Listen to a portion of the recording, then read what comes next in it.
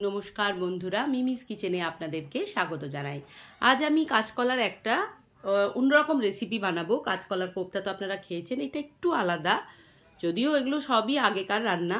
তো চলুন রেসিপিটা শেয়ার করে নেব আপনাদের সাথে। এখানে আমি দেখুন 3টে কাঁচা কলা গোটা নিয়ে নিয়েছি। এবার এটাকে খোসা ছাড়িয়ে পাতলা পাতলা করে লম্বা করে কেটে আমি হলুদ জলে ভিজিয়ে রাখবো আধা ঘন্টা। আর এখানে দেখুন আতপ চাল, মানে গোবিন্দভোগের আতপ আমি ভিজিয়ে রেখেছি।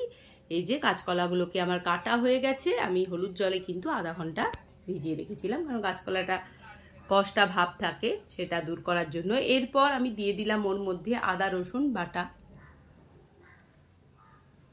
তারপর দিয়ে দেবো আতপ চাল বাটা, যেটা আতপ চাল আমি বেটে রেখেছিলাম সেটা আমি দিয়ে দিলাম। আপনারা চাইলে সেক্ষেত্রে চালের গুঁড়ো ব্যবহার করতে পারেন। এরপর দিয়ে দিচ্ছি কর্নফ্লাওয়ার। সবটাই কিন্তু আন্দাজ মতন, পরিমাণ মতন দেবেন, যেমন যেমন বুঝবেন সেরকম দেবেন। এরপর দিয়ে দিলাম গোলমরিচের গুঁড়ো, তারপর দিয়ে দিলাম কাশ্মীরি লঙ্কার গুঁড়ো, পরিমাণ মতো নুন দিয়ে দিলাম।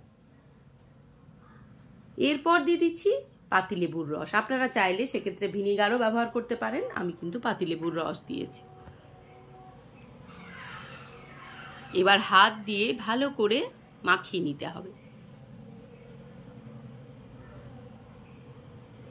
আর কাঁচকলাগুলো কিন্তু একদম পাতলা পাতলা লম্বা করে কেটে নিতে হবে এইভাবে।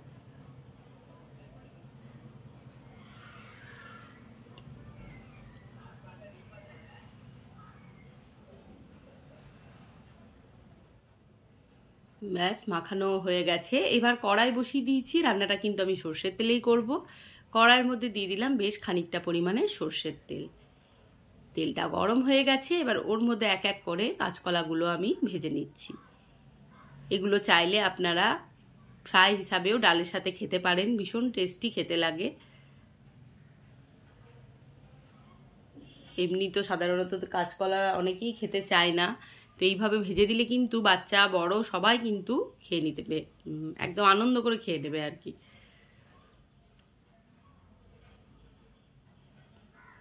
ভালো করে তেলের মধ্যে লাল লাল করে ভেজে নিতে হবে। যেহেতু চালের মানে গুঁড়ো আছে বা চালের ওই বাটাটা দিয়েছি বলে মচমচে একটা ব্যাপার থাকবে। এইভাবে পুরোটাই ভেজে নেবো। এক ঝাঁক তুলে নিয়েছি, আবার খানিক দিয়ে দিচ্ছি।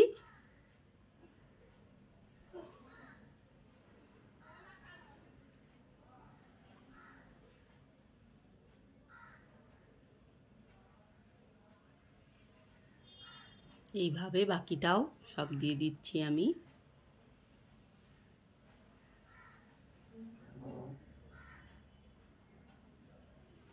পুরোটা এটাও ভাজা হয়ে গেছে, দেখুন লাল লাল হয়ে গেছে বেশ কালারটা।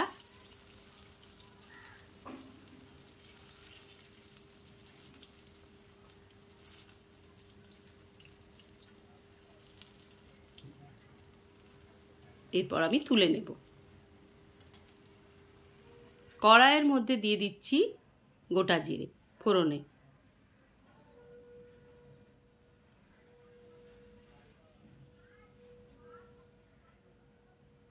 তারপর দিয়ে দিচ্ছি আদা রসুন বাটা।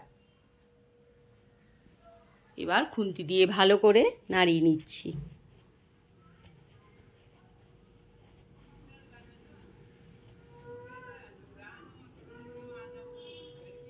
তারপর দিয়ে দিচ্ছি একটা বড় সাইজের পেঁয়াজ আমি কেটে রেখেছিলাম, সেই পেঁয়াজের টুকরোগুলো দিয়ে দিলাম। এবার ভালো করে তেলের মধ্যে ভেজে নিচ্ছি।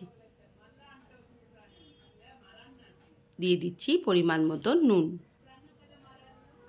তারপর দিয়ে দিলাম টমেটোর পেস্ট। একটা বড় টমেটো আমি গ্রাইন্ডারের মধ্যে ব্লেন্ড করে নিয়েছিলাম, সেটা দিয়ে দিলাম। এবার ভালো করে কষাচ্ছি মশলাটার সাথে। দিয়ে দিচ্ছি হলুদের গুঁড়ো, জিরের গুঁড়ো ছোট চামচের 1 চামচ জিরের গুঁড়ো দিলাম, 1 চামচ ধনের গুঁড়ো দিলাম। এবার ভালো করে সব মশলাটার সাথে আবারও মিশিয়ে নিলাম।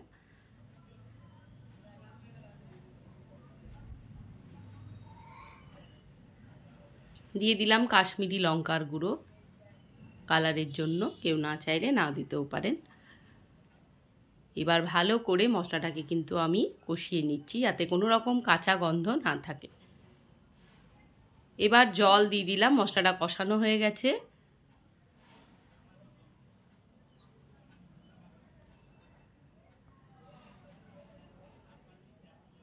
ফুটে উঠেছে, এবার কিন্তু ভেজে রাখা কাঁচা কলাগুলো আমি ওর মধ্যে দিয়ে দিচ্ছি। এবার ভালো করে খুন্তি দিয়ে মিশিয়ে নিলাম সবটাই।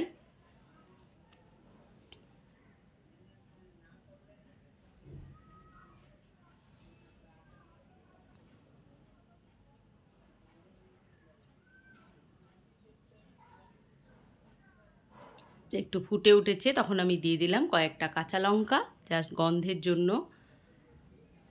দেখুন কি সুন্দর একটা গা মাখা মাখা ব্যাপার এসছে। তৈরি হয়ে গেছে কিন্তু আমার কাঁচা কলার ইউনিক রেসিপি। তো ভিডিওটি যদি ভালো লাগে বন্ধুরা, তাহলে অবশ্যই লাইক, কমেন্ট, শেয়ার, সাবস্ক্রাইব করে আমার পাশে থাকবেন। ভালো থাকুন, সুস্থ থাকুন। আবার দেখা হয়ে যাবে পরবর্তী ভিডিওর সাথে। ততক্ষণের জন্য সবাইকে টাটা।